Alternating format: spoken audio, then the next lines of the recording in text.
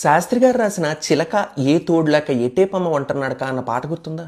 ఆ మొగుడిని అమ్మేసినవాడి గురించే కదండి పాట. నేను చాలాసార్లు విన్నానంటారా? కాదు. ఎందుకంటే మంగళసూత్రం మంగళి సరుక కొనగలవా చేయి జారాక లాభం ఎంతొచ్చిందమ్మా సౌభాగ్యం అమ్మేశాక అన్న ఈ లైన్స్ మాత్రమే ఆ క్యారెక్టర్ గురించి. ఇవి పక్కకు తీసేసి మిగిలిన లైన్స్ చూడండి. ప్రపంచంలో డబ్బే పరమావధి, అది సంపాదించడానికి ఎంత దూరమైనా వెళ్తాను అనుకుని ఆ మాయలో పడి తనకున్న వాళ్ళని తనని కన్న వాళ్ళని కూడా దూరం చేసుకున్న వాళ్ళని ప్రశ్నించే పాటిది. డబ్బు అనేది అవసరమే నిజమే, కానీ దాని మీద వ్యామోహం పెరిగితే అది నీ అందరికీ దూరం చేసి ఒక వ్యసనంలా మిగిలిపోతుంది.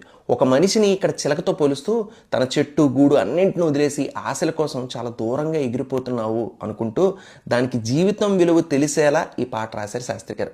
ముఖ్యంగా చరణాలు ఎంత అందంగా ఉంటాయి, ఒకసారి మీరే వినండి. బ్రతుకంతా బలి చేసే పేరాశను ప్రేమించావే, వెలుగుల్నే వెలివేసే కలలోనే జీవించావే, అమృతమే చెల్లించి ఆ విలువతో హలాహలం కొన్నావే అతి తెలివితో, కురిసే ఈ కాసుల జడిలో తడిసి నిరుపేదైనావే.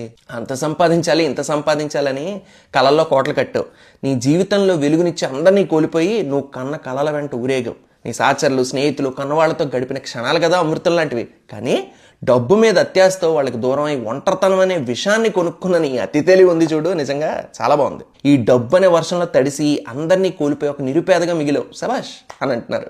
ఇక రెండో చరణంలో ఏమంటున్నారంటే, అనురాగం కొనగలిగే ధనముందా ఈ లోకంలో, మమకారం విలువెంతో మరిచావా సిరిమైకంలో, ఆనందం కొనలేని ధనరాశితో అనాథగా మిగిలావే అమవాసలో, తీరా నువ్వు కను తెరిచాక తీరం కనబడదే ఇంకా. నిజమైన అనురాగాన్ని నువ్వు కొనలేవు. అంటే ఇంత సంపాదించాక నీ డబ్బు చూసి ఎవరైనా నీతో చేరతారేమో కానీ నిన్ను చూసి కాదు.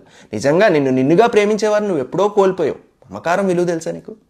మనిషిని కొనగలవేమో కానీ ఎవరిని మనసులోని పర్మనెంట్ స్థానాన్ని నువ్వు కొనలేవు. ఈ చిన్న విషయం మర్చిపోయావా ఈ డబ్బు అనే మత్తులో పడి అని అడుగుతున్నారనమాట.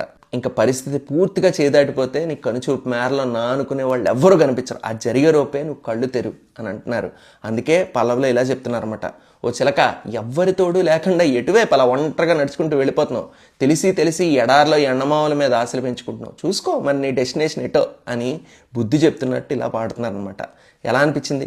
మరి ఇలాంటి విశేషాలు మరిన్ని కావాలనుకుంటే ఫాలో అయిపోండి. వెండితెర వాకిట్లో.